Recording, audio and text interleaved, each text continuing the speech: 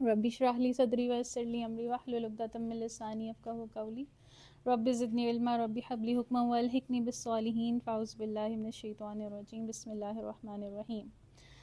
تو having said that کہ پاکستان کا سب سے بڑا مسئلہ ہے بجلی زیادہ تر، اور جب نہیں آ رہی ہوتی تو جو فرسٹریشن عروج پہ ہوتی ہے، سارے کام رک جاتے ہیں اور ہم ایسے ہمارا پانی بھی تھوڑے ٹائم بعد رک جاتا ہے اور ہم بالکل سٹک ہو کے بیٹھ جاتے ہیں. تو اس کے بعد ہم اب سٹارٹ کرتے ہیں قرآن کی ایک آیت سے. الا بذکر اللہ لتطمئن القلوب، کہ بے شک دلوں کا جو اطمینان ہے وہ اللہ کے ذکر میں ہے. اور پھر ایک اور آیت ہے وَجَعَلْنَا بَعْضُكُمْ لِبَعْضٍ فِتْنَةً، کہ ہم نے تم میں سے بعض لوگوں کو ایک دوسرے کے لیے پرابلم، آزمائش، فتنہ بنایا. سورہ فرقان کی آیت نمبر 20 ہے. قرآن ہمارے لیے سب سے بڑا مینول ہے اور اللہ کا ذکر اس کا آنسر، ہر پرابلم کا آنسر. ہم ابھی کرنٹلی جتنے بھی ایشوز فیس کر رہے ہیں اپنی زندگی میں، لاسٹ ٹائم بھی آپ لوگوں سے میں نے صرف پوچھا تھا، آج میں آپ لوگوں کو ریکمینڈ کروں گی کہ ان کو لکھ لیں. Have 5 columns in your diaries. پہلے کالم پہ آپ اپنا جو بھی ایشوز کرنٹلی چل رہے ہیں ان کو لکھ لیں، ٹھیک ہے؟ وہ 5 کلاس والے بچے بن رہے ہیں تو پیپر چھپا کے کرتے ہیں کہ کوئی اور نہ دیکھیں، ہمیں زیادہ اچھا آتا ہے. تو آپ لوگ اپنے ایشوز کو لکھ لیں. مین وائل میں بات کر رہی ہوں، یو کین رائٹ دیم. اچھا، اب ان ایشوز کو لکھنے کے بعد یا ذہن میں لانے کے بعد اگر کوئی بہت کنوینئنٹ ہے تو آپ لوگ ذرا اس کو ان کیٹیگریز میں ڈال کر دیکھیں کہ بیسیکلی 3 کیٹیگریز میں ہوگا، ٹھیک ہے؟ پہلی کیٹیگری ہوگی غصے، ٹھیک ہے، اینگر، کسی بھی وجہ سے، کسی پہ بھی، کسی سچویشن پہ، کسی انسان پہ.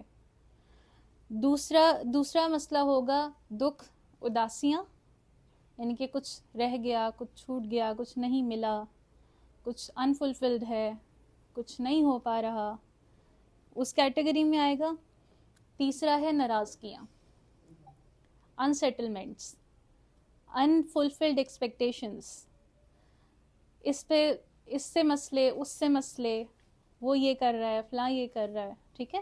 تو یہ 3 براڈ ٹرمز ہیں، کیٹیگریز ہیں جس کے اندر ہمارے سارے مسئلے آ جاتے ہیں. جب یہ سارے مسئلے آ جاتے ہیں تو ہماری لائٹ چلی جاتی ہے. اب ہم کیا ایک فرسٹریٹڈ سٹک سول ہیں کہ نہیں؟ ہم رکے ہوئے ہیں، ٹھہرے ہوئے ہیں. کیا لائٹ چلے جانے کا مقصد یہ ہوتا ہے کہ زندگی میں اب دوبارہ کبھی روشنی نہیں آئے گی؟ تھوڑی دیر بعد آ جاتی ہے، چیزیں روٹین میں آ جاتی ہیں، نارملائز ہو جاتی ہیں، آپ دوبارہ سے اپنے کاموں میں لگ جاتے ہیں. لیکن آپ کو نہیں لگتا کہ آپ اس پہ ڈپینڈنٹ ہوتے ہیں؟ جس کا دل چاہتا ہے وہ سوئچ آف کر دیتا ہے، جس کا دل چاہتا ہے وہ سوئچ آن کر دیتا ہے. تو یہ ڈپینڈنسی جو ہے وہ پوری زندگی پہ چلتی رہتی ہے، لنگر آن ہوتی رہتی ہے. ہم غصے سے سٹارٹ کرتے ہیں، ٹھیک ہے؟ اب ہم نے آپ لوگوں کو، میں نے اس لیے پین اور ڈائری کا کہا تھا کہ آپ نے اپنے یہاں پر غصے والے سارے معاملات ساتھ ساتھ لکھتے جانے ہیں.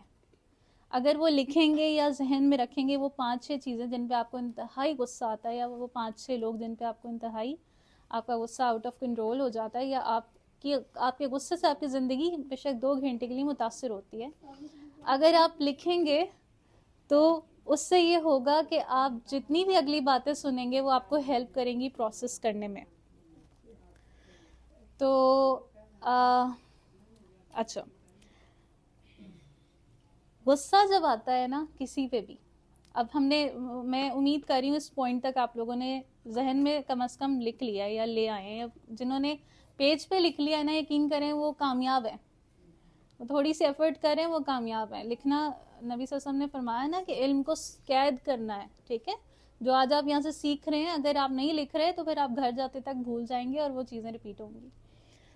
آپ نے ایک دفعہ